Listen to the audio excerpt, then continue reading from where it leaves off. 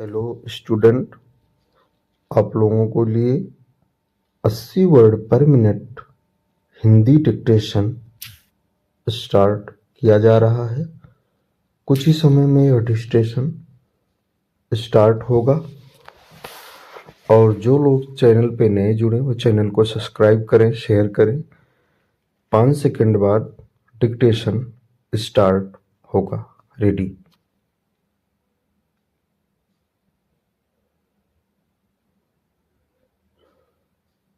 एकनाथ शिंदे ने बृहन्मुंबई महानगर पालिका यानी बीएमसी चुनाव में जीते अपने पार्षदों को जिस तरह एक होटल भेज दिया, उसका औचित्य समझना कठिन है। आखिर एकनाथ शिंदे के पार्षदों को किससे खतरा है? क्या उनके पार्षदों के टूटने की आशंका है या फिर वे भाजपा के मेयर को समर्थन देने की कोई कीमत वसूलना चाहते हैं?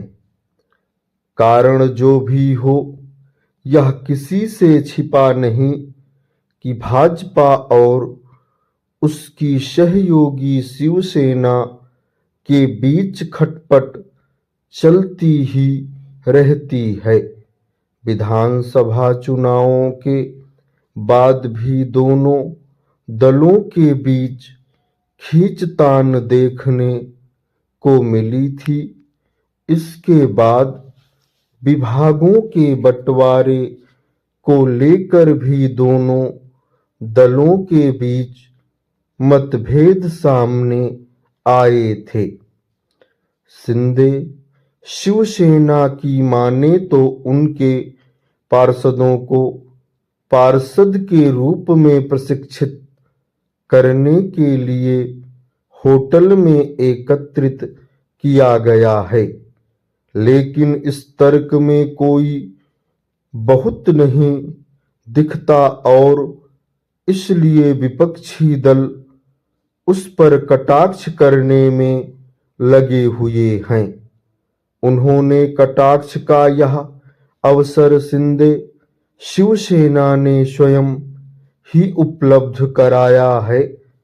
समझना कठिन है कि जब उपमुख्यमंत्री एकनाथ शिंदे ने उनके नेतृत्व वाली शिवसेना राज्य की सत्ता में साझेदार है और उनसे बीएमसी के साथ महाराष्ट्र के अन्य निकाय चुनाव भाजपा के साथ मिलकर लड़े थे, तब फिर अपने पार्षदों को एकत्रित क्यों कर रही है? यह देखना दयनीय है कि जब दोनों दलों के पार्षदों को मुंबई की सूरत संवारने को लेकर अपनी प्रतिबद्धता प्रदर्शित करनी चाहिए, तब उनके बीच अविश्वास देखने को मिल रहा है। हैरानी नहीं कि शिंदे शिवसेना के पार्षदों ने इसलिए होटल में डेरा जमाया हो ताकि वे बीएमसी में मलाईदार पद हासिल कर सकें। जो भी हो, दोनों दलों के बीच का अविश्वास बीएमसी की उनकी शानदार जीत को मलिन ही कर रहा है। यह निराशाजनक है कि राजनीतिक दल नगर निकाय के चुनाव में जीत हासिल करने के लिए तो हर संभव जतन करते हैं, लेकिन नगरों की दशा दिशा बदलने की ईमानदारी से कोई कोशिश करते नहीं दिखते। राजनीतिक दलों के इसी रवैये के कारण देश के छोटे बड़े शहर दुर्दशा से ग्रस्त हैं। चिंताजनक यह है कि उनकी दुर्दशा बढ़ती चली जा रही है।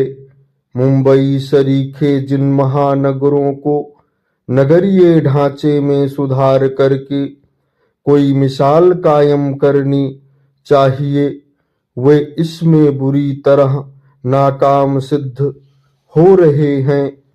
इस नाकामी के चलते ही शहरी जीवन कष्टप्रद बनता चला जा रहा है। हमारे अधिकांश शहर गंदगी, प्रदूषण और ट्रैफिक जाम से तो ग्रस्त रहने ही लगे हैं, उनमें झुग्गी बस्तियां भी बढ़ती चली जा रही हैं। बीएमसी देश का सबसे धनी नगर निकाय है। उसका बजट कई राज्यों के बजट से भी अधिक है, लेकिन इसके बावजूद मुंबई नागरिक सुविधाओं की दृष्टि से एक बदहाल महानगर है।